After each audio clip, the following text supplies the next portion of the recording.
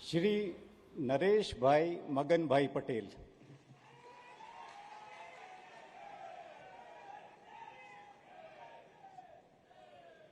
ये दो ना હું ઈશ્વરના નામે બોલી નામ હું નરેશભાઈ મગનભાઈ પટેલ ઈશ્વરના નામે સોગંદ લઉં છું કે ઈશ્વરના નામે સોગંદ લઉં છું કે કાયદાથી સ્થાપિત ભારતના સંવિધાન પ્રત્યે કાયદાથી સ્થાપિત ભારતના સંવિધાન પ્રત્યે હું સાચી શ્રદ્ધા અને નિષ્ઠા ધરાવીશ. સાચી શ્રદ્ધા અને નિષ્ઠા ધરાવીશ. હું ભારતના સાર્વભૌમત્વનું અને અખંડતાનું સમર્થન કરીશ. હું ભારતના સાર્વભૌમત્વનું અને અખંડતાનું સમર્થન કરીશ. અને હું ગુજરાત રાજ્યના મંત્રી તરીકેના મંત્રી તરીકેના મારા કર્તવ્યો શ્રદ્ધાપૂર્વક અને અંતઃકરણપૂર્વક બજાવીશ. શ્રદ્ધાપૂર્વક અને અંતઃકરણપૂર્વક બજાવીશ. અને ભય કે પક્ષપાત રાગ કે દ્વેષ વિના તમામ લોકો સાથે સંવિધાન અને કાયદા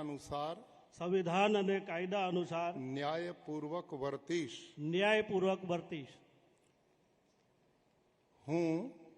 હું નરેશભાઈ મગનભાઈ પટેલ ઈશ્વરના નામે સોગંદ લઉં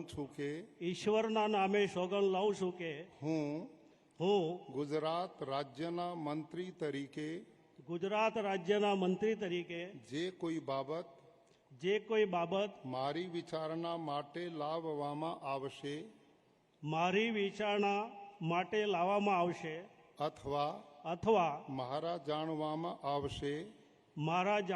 આવશે તેની જાણ એવા મંત્રી તરીકેના મારા કર્તવ્યોના યોગ્ય પાલન માટે આવશ્યક હોય તે સિવાય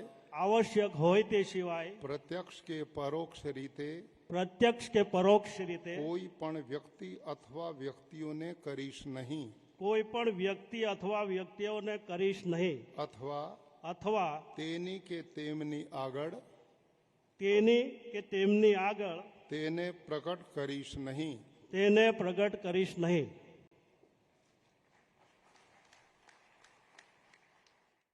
તો નરેશ પટેલ દ્વારા પણ શપથ ગ્રહણ કરી લેવામાં આવ્યા છે. ગણદેવીથી નરેશ પટેલ ધારાસભ્ય છે, જેઓને હવે ફરી એકવાર મંત્રીમંડળમાં તક આપવામાં આવી છે. ઉલ્લેખનીય છે કે તેઓ કેબિનેટ મંત્રી તરીકેની ભૂમિકા પહેલાં પણ બજાવી ચૂક્યા છે. આદિવાસી સમુદાયમાંથી તેઓ આવે છે અને આદિવાસી પટ્ટાને આ વખતે મહત્વ પણ આપવામાં આવ્યું છે. ત્યારે હાલ તેઓને આદિવાસી નેતા તરીકે મંત્રીમંડળમાં હવે તેઓનો સમાવેશ કરવામાં આવ્યો છે. હવે તેમનું પણ પ્રભુત્વ જે છે આદિવાસી સમુદાયનું, તે પણ મંત્રીમંડળમાં સ્પષ્ટ રીતે જોઈ શકાય તેમ છે.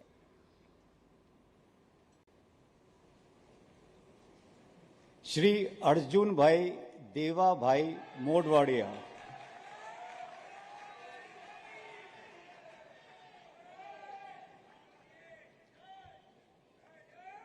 હું અર્જુન દેવાભાઈ મોઢવાડિયા ઈશ્વરના નામે સોગંદ લઉં છું કે કાયદાથી સ્થાપિત ભારતના સંવિધાન પ્રત્યે હું સાચી શ્રદ્ધા અને નિષ્ઠા ધરાવીશ. હું ભારતના સાર્વભૌમત્વનું અને અખંડતાનું સમર્થન કરીશ.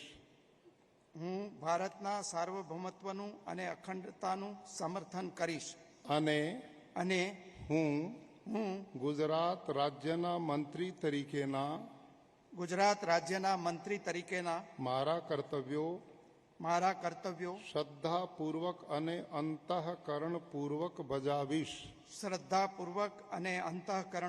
બજાવીશ. અને ભય કે પક્ષપાત રાગ કે દ્વેષ વિના તમામ લોકો સાથે સંવિધાન અને કાયદા સંવિધાન અને કાયદા અનુસાર ન્યાયપૂર્વક વર્તીશ. ન્યાયપૂર્વક વર્તીશ. હું હું અર્જુન દેવાભાઈ મોઢવાડિયા ઈશ્વરના નામે સોગંદ લઉં છું કે ઈશ્વરના નામે સોગંદ લઉં છું કે હું ગુજરાત રાજ્યના મંત્રી તરીકે હું ગુજરાત રાજ્યના મંત્રી તરીકે જે કોઈ બાબત મારી વિચારણા માટે લાવવામાં આવશે અથવા મારા જાણવામાં આવશે તેની જાણ એવા મંત્રી તરીકેના મારા કર્તવ્યોના યોગ્ય પાલન માટે આવશ્યક હોય તે સિવાય પ્રત્યક્ષ કે પરોક્ષ રીતે કોઈ પણ વ્યક્તિ અથવા વ્યક્તિઓને કરીશ નહીં અથવા તેની કે તેમની આગળ તેને પ્રગટ કરીશ નહીં.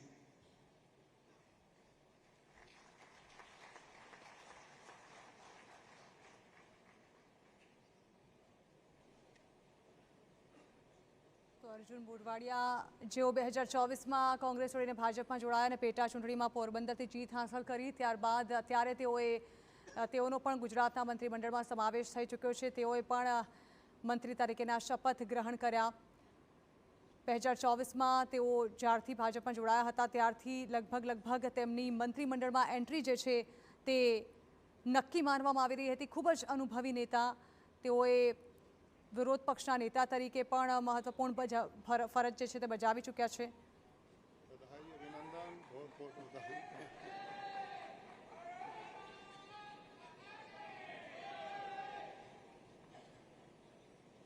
ડૉક્ટર પ્રદ્યુમન ગનુભાઈ વાજા.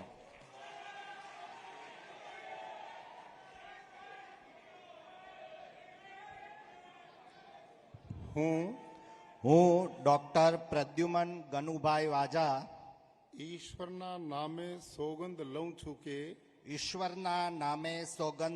છું કે કાયદાથી સ્થાપિત ભારતના સંવિધાન પ્રત્યે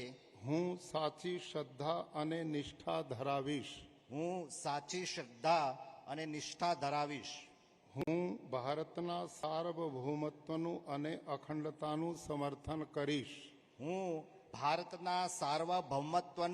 અને અખંડતાનું સમર્થન કરીશ. અને હું ગુજરાત રાજ્યના મંત્રી તરીકેના મારા કર્તવ્યો શ્રદ્ધાપૂર્વક અને અંતઃકરણપૂર્વક બજાવીશ. અને ભય કે પક્ષપાત રાગ કે દ્વેષ વિના તમામ લોકો સાથે સંવિધાન અને કાયદા અનુસાર ન્યાયપૂર્વક વર્તીશ.